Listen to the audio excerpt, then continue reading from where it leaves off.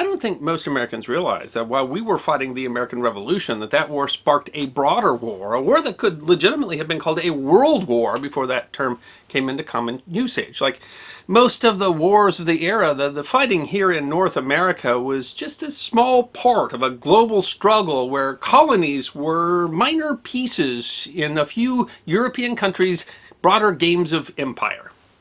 I think it's well known that France supported America in its fight for independence, but France wasn't just in it for our sake. They had their own interests in mind. In 1781, 5 years after the colonies declared their independence and 2 years before the Treaty of Paris would guarantee that independence, the French made a little-remembered attack in an attempt to take a British island in the English Channel. It's history that deserves to be remembered. France lost most of its North American colonies after their defeat in the 7 Years' War, which included the North American, French, and Indian War, and afterward had, like England, realized that protecting those colonies was expensive.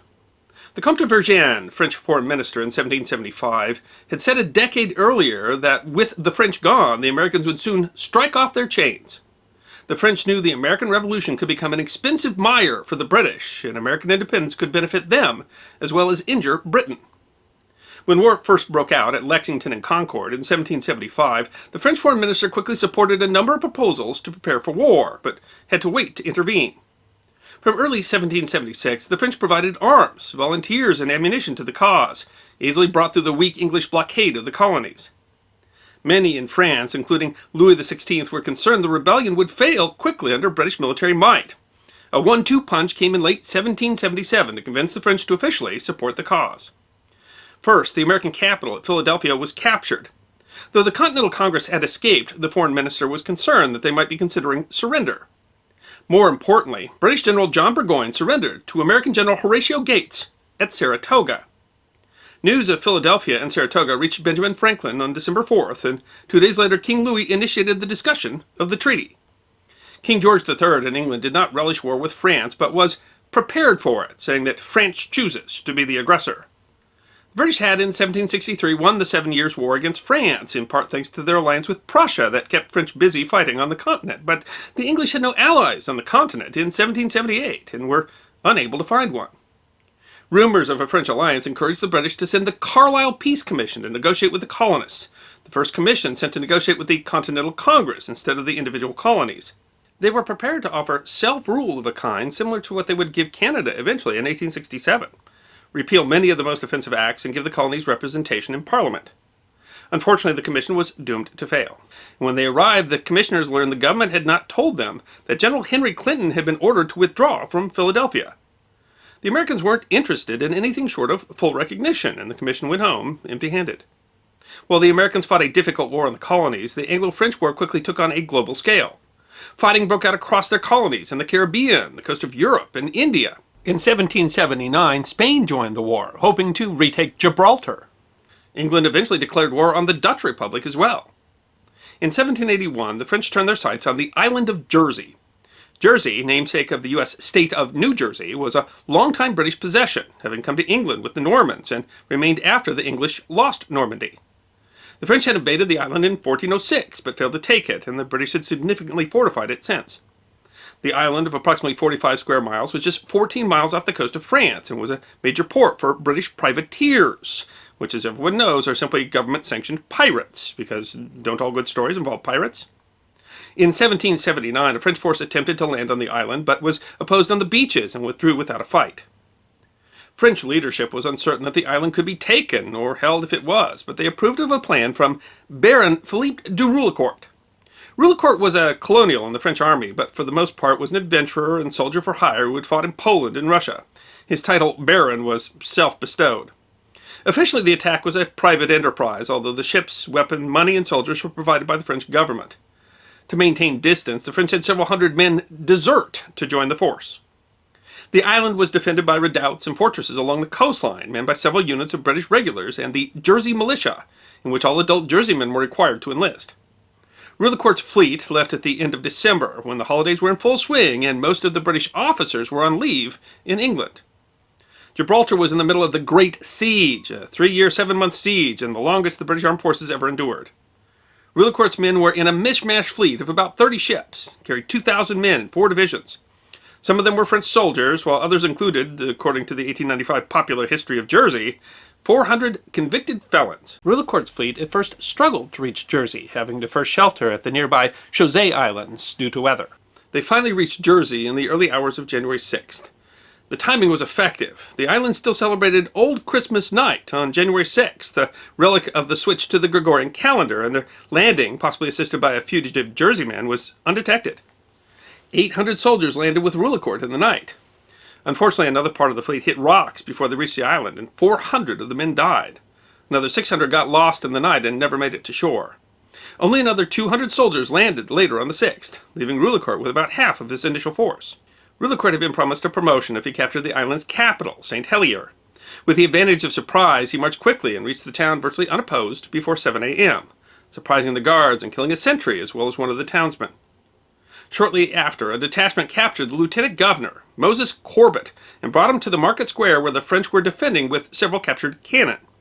Supposedly Corbett was still in bed, although several people had already gone to warn him of the invasion. Rullicourt convinced him that the French had already captured the island, and if he did not surrender, the French would burn the town to the ground.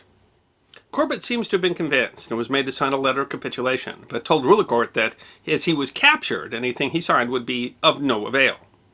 Corbett set commands to the British garrison to surrender, lay down their arms at St Helier. And Rullicourt took Corbett himself to Elizabeth Castle, a fortress that sits a little off the coast of the island, to accept its surrender. The defenders at the castle, led by Captain Mulcaster, had already refused one demand to surrender and fired upon the French. When Corbett arrived, they refused and fired again. Rullicourt was forced to return to St Helier. Now aware of what was happening, the British garrison began to respond. With the commanders in England, the most senior officer left was 24-year-old Major Francis Pearson of the 95th Regiment of Foot. Pearson was from a military family, had enlisted in the army at 15. He had served in several units in Ireland before he was made a major and transferred to Jersey with the 95th. Refusing to surrender, Pearson instead gathered soldiers from across the island. About 2,000 of them were eventually gathered at a hill west of town. He sent more men to secure the landing zone and another regiment to cut off any possible retreat. From townsmen spying on the French, he knew there were only about 800 or 900 men guarding the square. Pearson ordered his men to move on the town, but they were stopped by Governor Corbett, who carried a message from Rullicourt that if the British did not surrender, the French would burn the town and massacre the inhabitants in half an hour. Now that they knew what they were facing, the British made a counter-offer. Surrender, or be attacked in 20 minutes.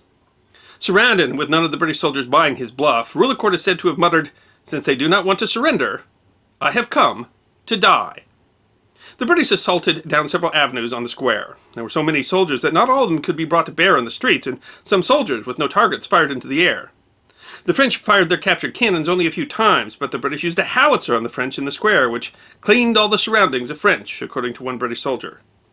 The fighting itself only lasted perhaps half an hour, but before the British could claim victory, Major Pearson was shot in the heart while leading his men. He died instantly. Rullicourt was injured during the fight too, and taken to a house on the square where he died later that night. After he was wounded, many of the French surrendered, while a handful fought from inside houses and more fled into the countryside to reach their boats. The small force left to protect the French landing zone was defeated a short time after. Some 16 British were killed in the fighting, with another 65 wounded. The French lost over 80, with as many wounded and hundreds captured. Pearson's coolness in the face of the crisis and his decisive actions turned him into a hero in England, where the drawn-out war was eroding morale. Later that year, George Washington would accept Cornwallis's surrender at Yorktown, effectively ending the ground war in the American colonies. Governor Corbett was court-martialed for his failure to defend the town and for ordering the defenders to surrender. He was relieved of his position, but allowed to keep his military pension. The Battle of Jersey has some claim to have been the last battle fought on British soil, if Jersey counts as British soil. The British built some more defensive works after the French invasion, but no more battles were fought there. During the Second World War, a single German plane landed on the island and accepted its surrender without a fight. The battle has been commemorated in Jersey since it was fought and has come to be a source of pride for the island. The Jersey Heritage website said it has come to represent the island's nationhood, status, and loyalty to the crown. Both Rullicourt and his young foe, Major Pearson, now lay at the parish church at St Helier. The home where Rullicourt died is now a pub, aptly named the Pearson. Throughout history, there have always been smaller conflicts or events that were overshadowed by larger events of the day, but smaller conflicts like the French invasion of Jersey set the stage for larger events, like America winning its independence. Those events are like the pebbles that roll downhill that start a great avalanche. If the British weren't forced to defend the huge area of their empire against all the enemies they made when creating that empire, then America might never have been able to win its independence from the great power of the day. It's impossible to tell how different history would be were it not for smaller events like the 1781 Battle of Jersey. And when you look at it in that context, well, then maybe it wasn't so small after all. I hope you enjoyed this episode of The History Guy, short snippets of forgotten history between 10 and 15 minutes long. And if you did enjoy, please go ahead and click that thumbs up button. If you have any questions or comments or suggestions for future episodes, please write those in the comment section. I will be happy to personally respond. Be sure to follow The History Guy on Facebook, Instagram, Twitter, and check out our merchandise on teespring.com. And if you'd like more episodes on forgotten history, all you need to do is subscribe.